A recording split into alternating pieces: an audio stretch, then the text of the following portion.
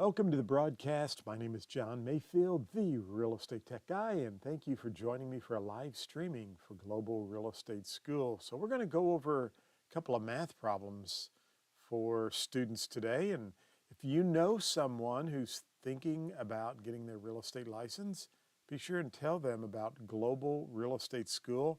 Also, if you know someone who maybe's already in the school somewhere else, that's okay. We would have loved to have had them as one of our students.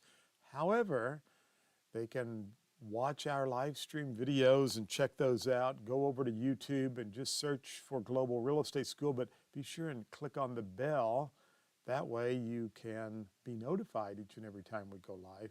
Again, you can just search for Global Real Estate School at YouTube, and you can find us there.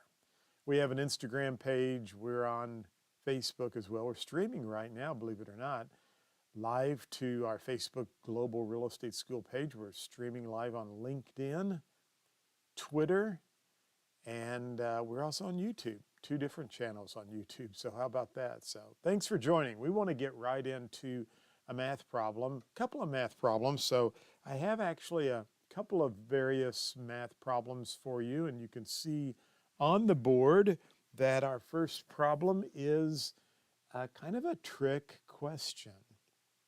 I always have some people say, they don't have any trick questions on the test, do they? I think they're trick. I mean, I think they're trying to trip you up and to trick you. And this is a good example, I think, of one of those questions. So let's just read through it together. I'm going to make this a little bit bigger for you. But check this out. This has some information you need to follow along with me.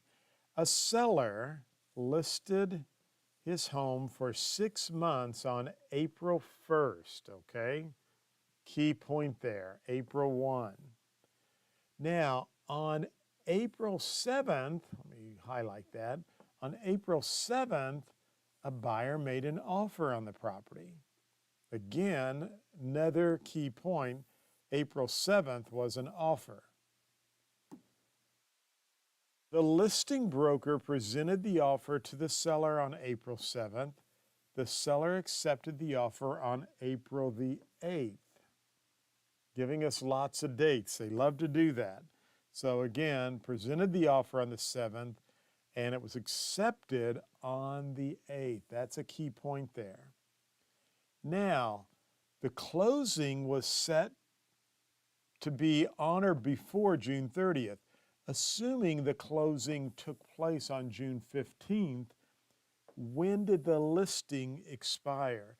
And this is a key thing that, we always want to find out, what are they asking in the problem? Well, they give us several options here. They may want you to go back to April, and they may want you to count May, June, July, August, September, October 1. Is that one of the choices? Oh, it is one of the choices, but when did the listing expire? Well, when the contract or when the home closed, if it closed on June 15th, then the listing is now terminated. So they want to try to trick you into maybe, are you counting up to see would that listing still be valid? But no, the correct answer would be June 15th. Why? Because the closing took place on June the 15th. Of course, live streaming would not be adequate if we didn't have a dog barking in the background, like my little dog Lucy. And I can bet you anything, one of my neighbors is just walking by because it's absolutely a gorgeous day here. So my apologies for Lucy barking, but anyway, I'm sure that's probably what it is. It could be the UPS delivery person as well. But the correct answer, along with the dog barking and everything, is June the 15th. Again, understand that because that listing actually closed, that closing took place on June 15th, that would terminate the listing. All right, we're going to go to another math problem here. I haven't worked this one, so I'm just I've worked these, it's been quite a while, and some of these are trick questions, so I'll have to make sure I'm reading them correctly.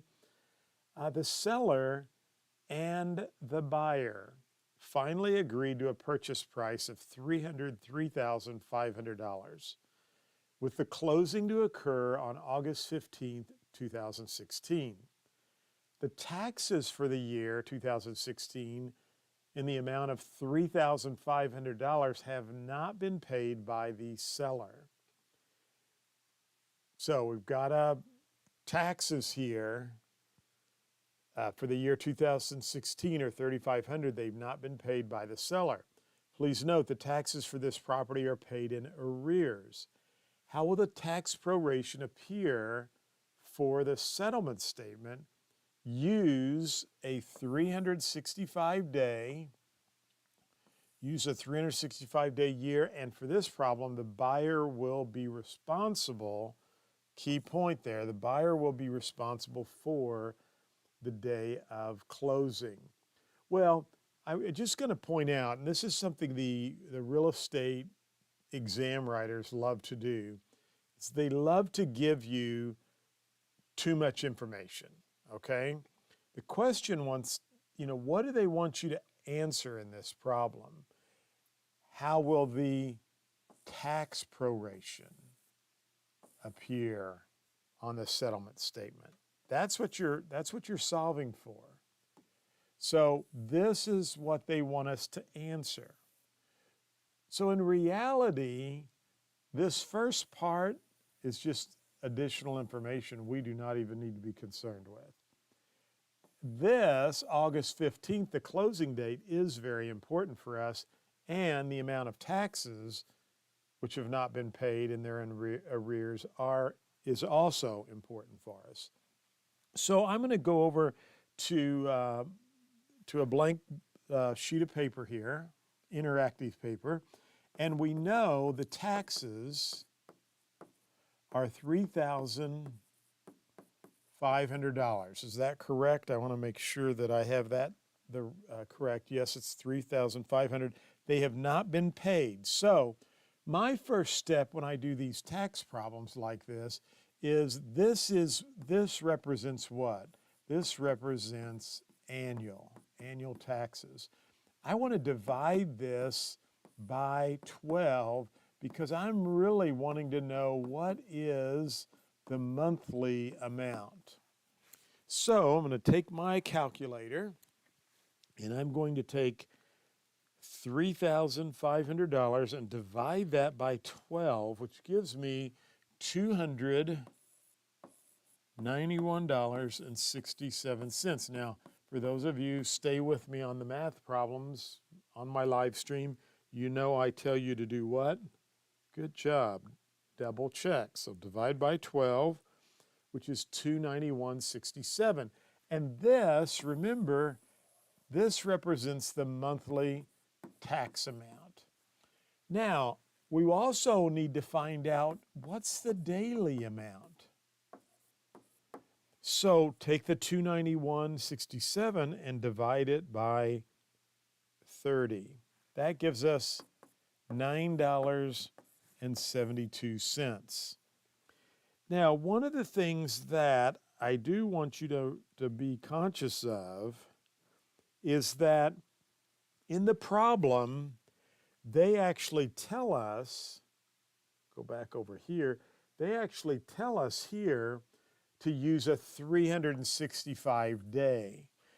And I'm just pointing this out for you here because I'm actually, when you divide this by 12 and then you divide by 30, that actually will equal to a 360-day period. Now, here's what I want you to understand. I don't know why that's showing up. There we go. Here's one of the things I want you to understand. Normally on the exam, and I have lots of students that will write me and ask me about this. Normally on the exam, if you use 360 or 365, they are not going to have two answers that close together. Generally, I don't think you will see that. So if you use 360 or 365 and you get within a few dollars, a couple of dollars, you're going to be just fine, okay?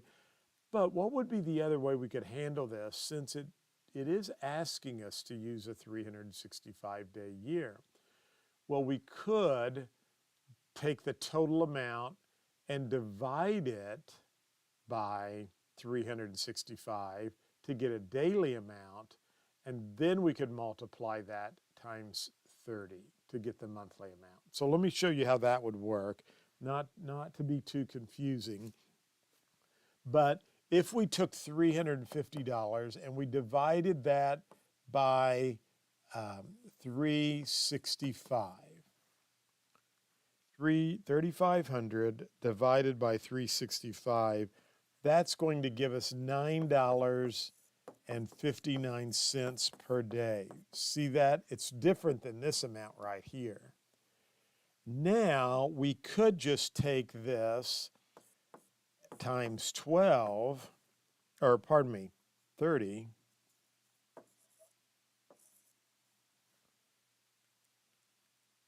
and we get 287.67.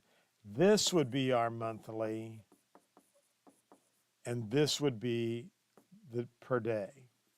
So, you know, you can do it either way. Again, I don't think you will see answers that are going to be very close, but let's work it this way, because this was actually what they told us was to figure a 365 days. So again, I just took 3,500, divided it by 365 to get my daily amount, and then multiplied that times 30 days to get the monthly amount.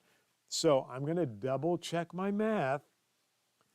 3,500 divided by 365 is $9.59 times 30 days gives me $287.67. Now we have to actually work the tax proration.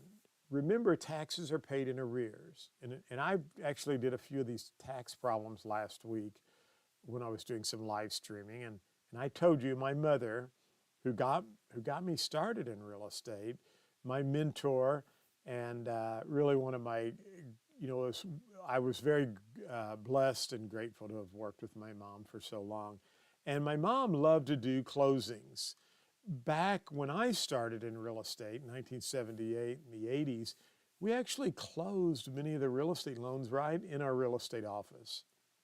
We basically did what the title company was doing today. And we didn't have computer programs. We had a typewriter and whiteout, and you had to use your calculator and get everything typed correctly and line it up within the columns of your piece of paper. But my mom loved to do closings, and I did too, and we would do a lot of those. But my mother taught closings and math the math and closing portion, to my live real estate school classes back in the 80s and 90s when we were doing live classes. And my mom always taught the students, don't be afraid to count on your fingers. We're told in school, don't use your fingers. But my mom said, I want you to use your fingers. And my mom always started with February. Now, why did she start with February? Because taxes are paid in arrears. It's like a hotel. You check in the hotel and you settle up your bill when you leave. So if your taxes are paid in arrears, you're going to live there the month of January. On February 1st, you would really be paying the January taxes, okay? So that's why my mom would start on February, because taxes are paid in arrears. So we're going to count on our fingers: February, March, April, May, June, July, August, 7 months. Remember, it's closing August 15th. So I have 7 months, and let's go back over to the board. I'm just going to double check. It was closing on when? August the 15th, right here. Okay, so I need to take 287.67 and I need to multiply that by 7 months. And so 287.67 times 7 months equals $2,013.69. Now, we also, if we go back to the problem, know that the buyer will be responsible for the day of closing. So back over to our problem, we're closing on the 15th. If the buyer is going to be responsible for the day of closing, then the seller's just going to pay the first 14 days. So $9.59 times 14 days, because taxes are paid in arrears and the buyer's going to pay for the day of closing. 9.59 times 14 is 134.26. We need to add those together. 2013.69 gives me 2,147.95. And we need, that should be the proration. Now I'm going to double check everything very quickly here. 287.67 times 7 is 2,013.69, and 9.59 times 14 equals 134.26. And when I add those together to a 13.69, gives me 2,147.95. Okay. 2,147.95. Well, we've got a problem here, don't we? So, and it's probably, we'll figure this out here. So one of these, well, I know it's nothing, it's not right. So they have 2,156.85 debit the seller and credit the buyer. I'm going to just circle that. This would be debit the buyer and credit the seller. I know this is not correct because we need to charge the seller and we need to credit the buyer. And I know this is not correct because, again, we need to debit the seller, not credit them. And this is giving both of them a credit. So the correct answer would have to be 2,156.85. Now, I know what's probably happened here is, and I need to go over here. I think that problem, I think the problem that I have here is that this number used a 367, because I'm going to just double check here.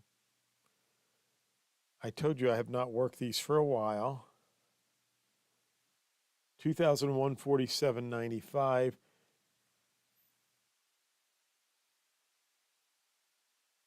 I'm pretty sure what's happened here, and I'm going to work that for you, and I need to fix that because this is saying use a 365-day year for the closing. Now, they could have done this as well, and I'm just trying to figure this out.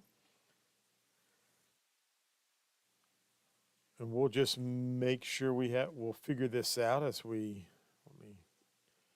so I don't know if they did 31 days in January, right?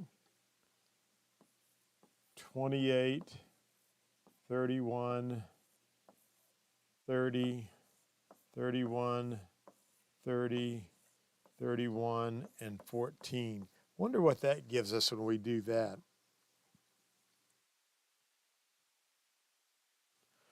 I'm adding these up here.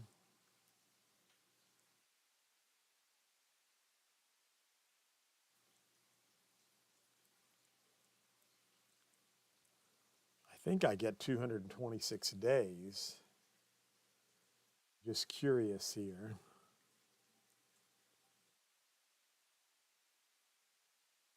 And that is what they did, 2000. You could do that in a couple of different ways. But again, this is all right. I'm not going to panic here. I'm going to fix that though, because I'm almost certain the way we work this problem would be the correct way to work that, because they asked for 365 days.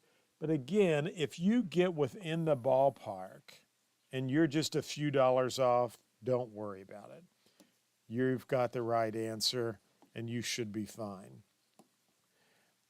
I could rework that the other way just so we could see how that works out. And let's just try that while we're here. Again, you would take the annual taxes, $3,500, and I divided that by 12, right?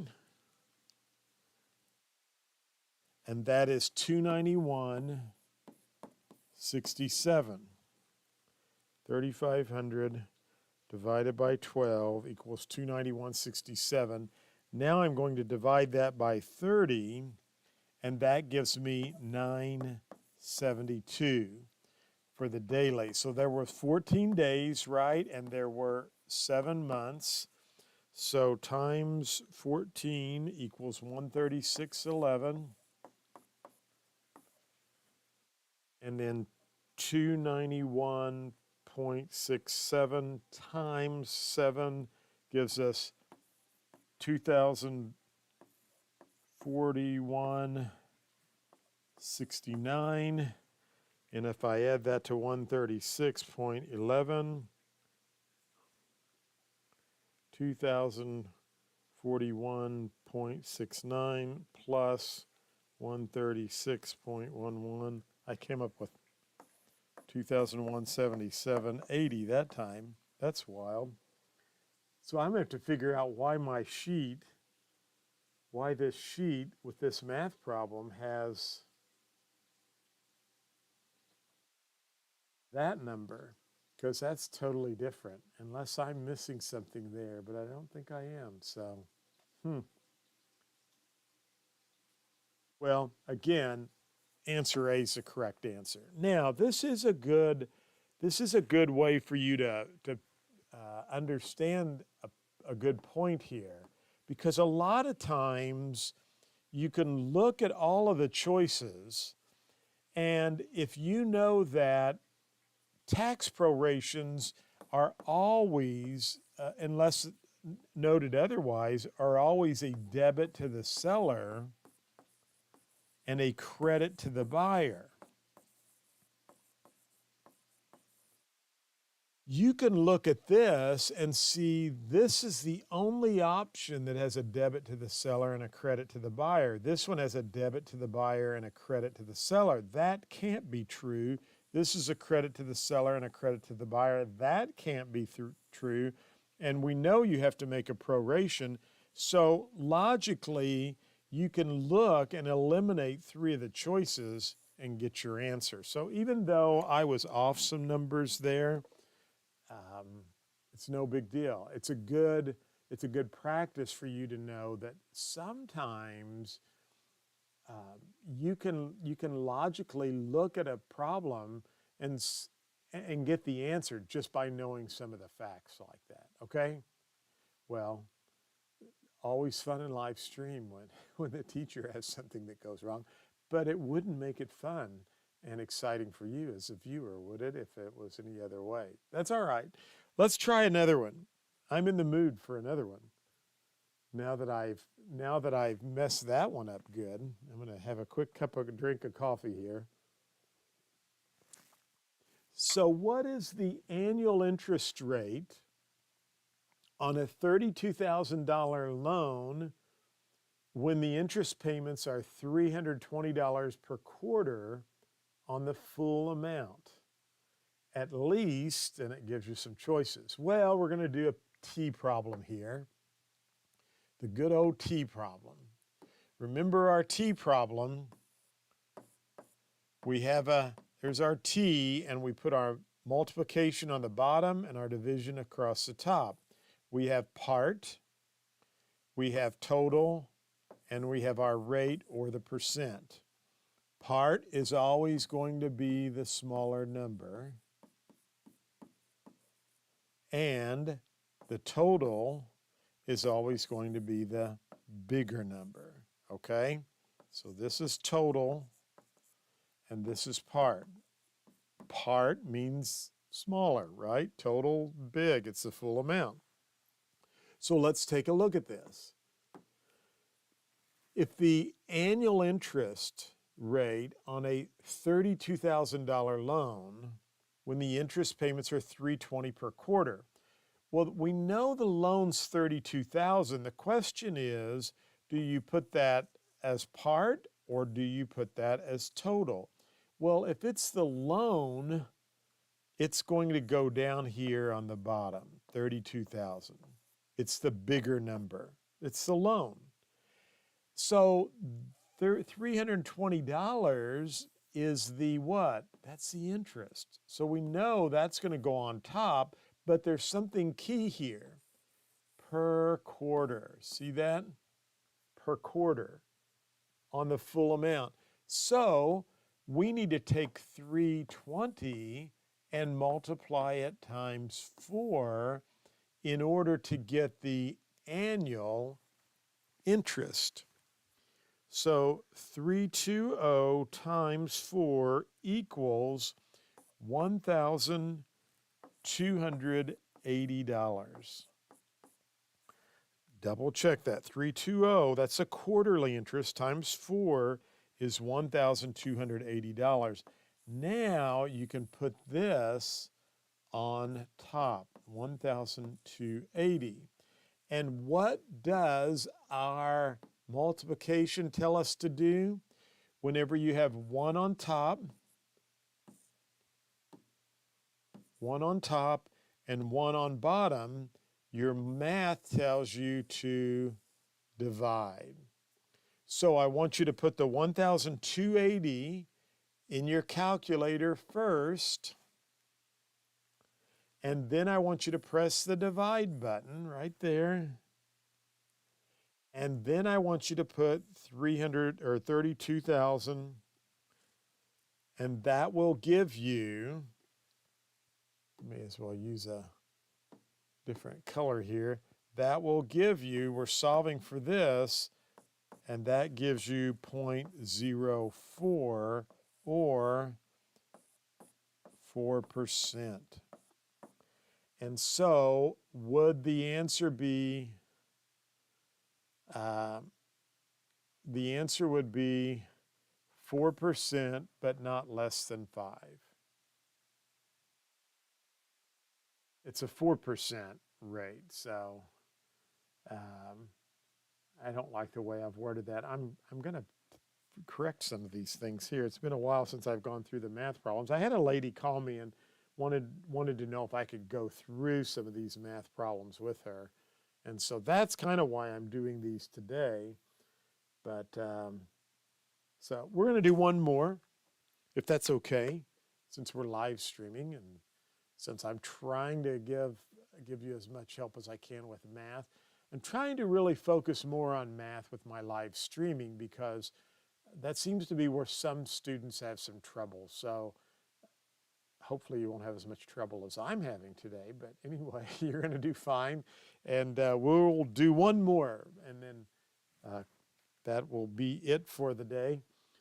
So a duplex worth approximately $200,000 and an outstanding loan balance of $180,000 was exchanged for a 4-family with a market value of $350,000 and an outstanding balance of $180,000. The owner of the duplex would pay in cash or secondary financing. All right, so we have a duplex worth $200,000 and a loan balance of $180,000. So this is I'm kind of concerned about this, was exchanged for a four family with a market value of 350 and an outstanding balance of 180. So I'm just going to work this out, think this out loud here as we work through this. If this is the price of the market value of the new property, now it was exchanged for a four family with a market value of 350 minus 200 was the value of the other place. That would be 150,000, right? Is a difference there. But we also have 180 as a loan balance, and 180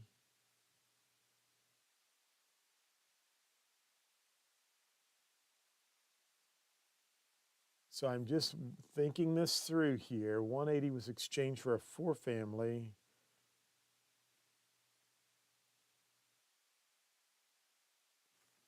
I'm going to try this a different way here. So 200,000 minus 180,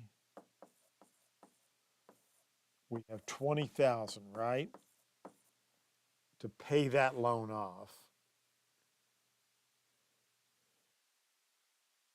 The balance of 180.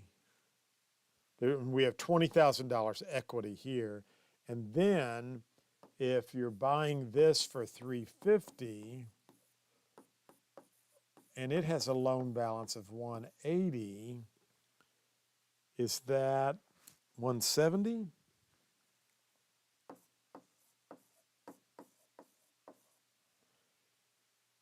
And 20 is one.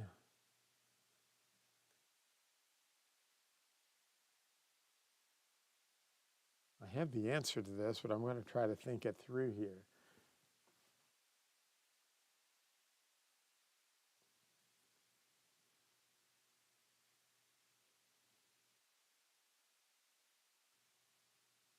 They word these questions sometimes really weird like this. And I need to, so a duplex is worth 200,000 and an outstanding loan balance of 180 was exchanged for a four family with a value of 350. So that's why I'm thinking something about 350 minus 200 is 150,000, right?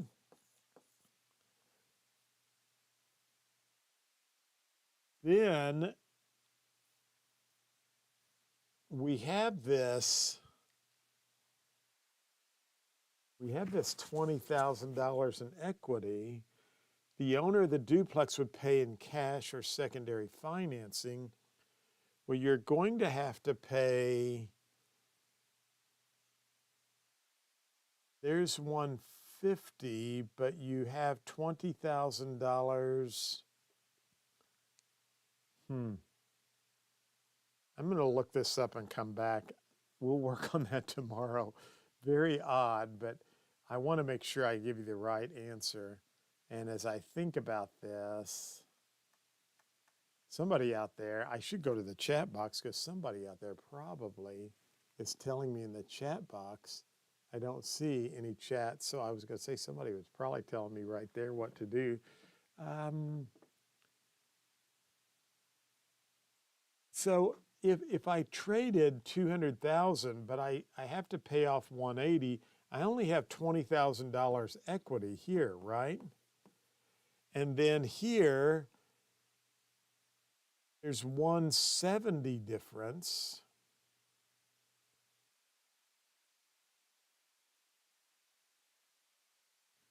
If we're trading, I need to come up with 150,000, but I already have $20,000 here.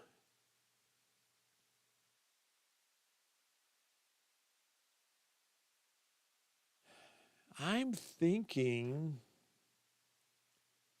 because here I'm going to 170.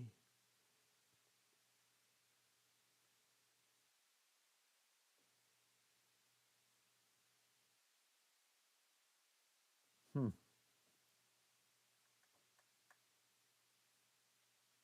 Very, very interesting. Well, I will look that up and we will come back and I promise I will answer that question. I have an idea, but I really hate to guess. And I'm going back to my DREI, uh, part of the GAP learning that or the GAPE learning principles that we talk about. And the correct way to do that is to say, you know what? I do not know the answer to that, but I'm going to research it and I'm going to get back to you. So I'm going to look at the chat box and find out if anybody has any answers there, but I don't see anyone with that answer. It's right here before me, but trying to answer this while I'm on a live video with you. If it was worth 200, but you owed 180, you have $20,000 equity there, right? And then 350, I'm paying 350,000 for that one, but I really could subtract the 20,000, which gets me down to 330, and then minus 180.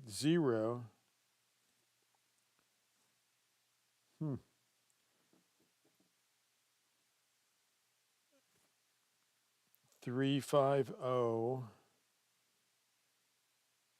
I'm probably making this harder than it really looks.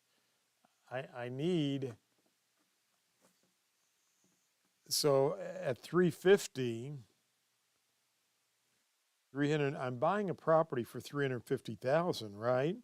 And I'm subtracting 200,000 for what mine's worth, which is 150, but then I have to add my $20,000 onto that, which would give me 170. So the easiest way, and this might be something we need to look at here, is on the closings. Let's do this. This might be good for us to do it this way. I'm actually showing you some things that you might want to try for the test. So I'm going to put a sales price, and this would be a debit and credit, right? So if I'm buying a new property for 350, that would be a debit. I'm selling my property for 200. That would be a credit. So those are the two sales prices. Now, we do have a loan on, which would be a debit, which is 180 on my property that I'm selling. And then there will be, and so that's 350, and I'm selling it for 200. So I'm buying a property for 350, selling for 200. Now, it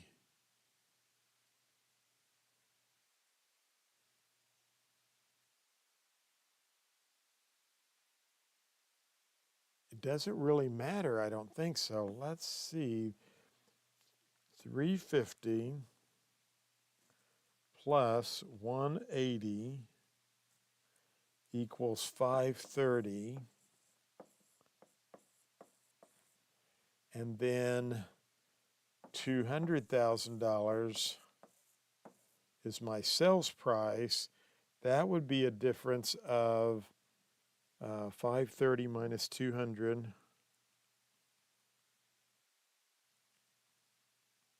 I don't think that was one of the choices. But then we have this 180 that I have to, the new place,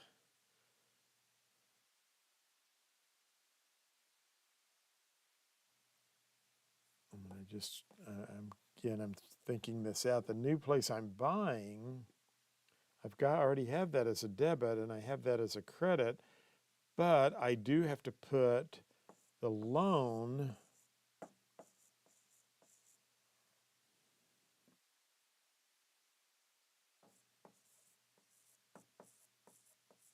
I don't know if this is right or not.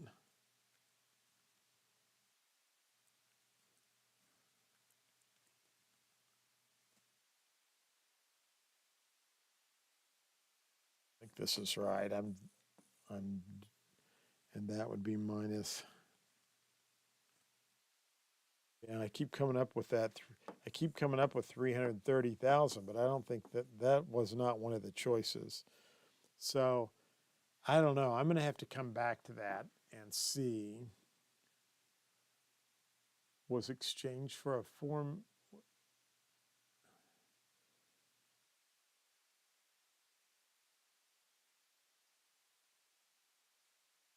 I'm making this a lot harder than it is. So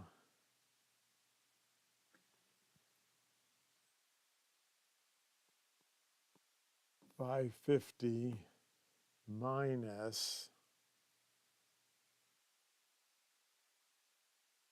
360. What's that give us?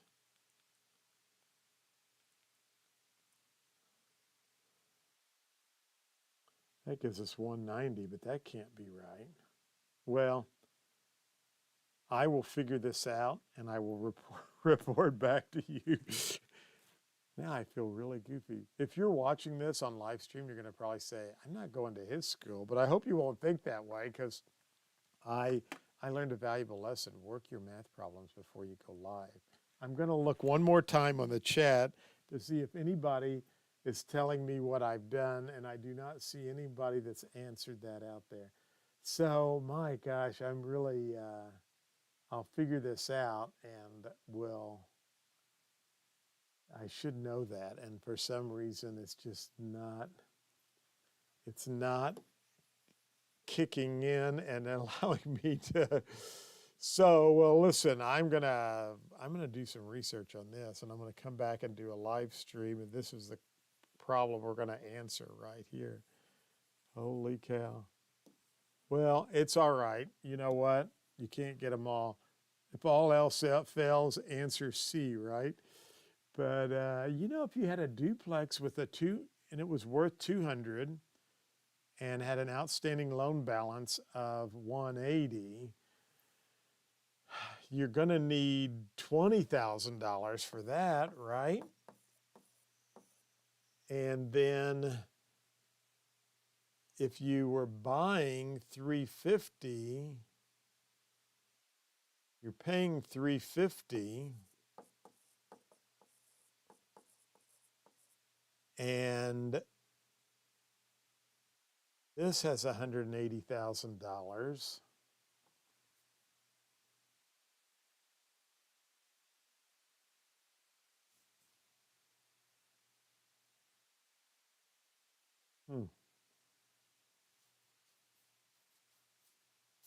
Very interesting. I will be back with the answer soon. Well, I still want you to subscribe to my YouTube channel. So anyway, hey, it's all good. You know what? These are the kind of things that help us really learn and understand. So I will get the answer for you and I will report back right here on my YouTube channel. If you watch this to this point, don't feel bad. Sometimes on the exam, you know what you have to do is just take a good educated guess.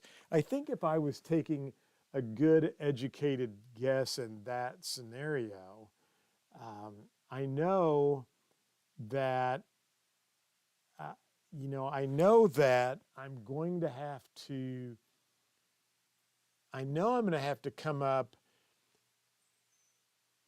with if I'm selling this for 200 and I'm exchanging it for 350, that's $150,000 that I'm going to need, right? And I think I have to have, so I've got to have, I'm thinking it's this 170, but I could be wrong. I think if I was taking just a really educated guess at this, I would have to go with 170,000. But then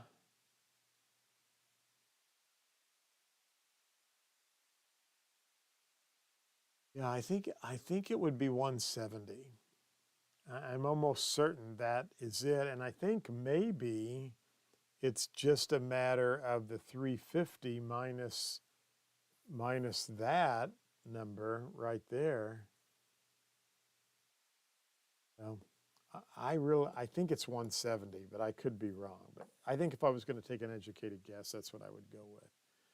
Well, listen, I'm going to let you go. We went way too long on this. I'm going to find out, and that is going to be my next live stream, I promise, when I come back on and go live. Well, listen, thanks so much for watching. I hope you have a great day, and I will talk to you soon.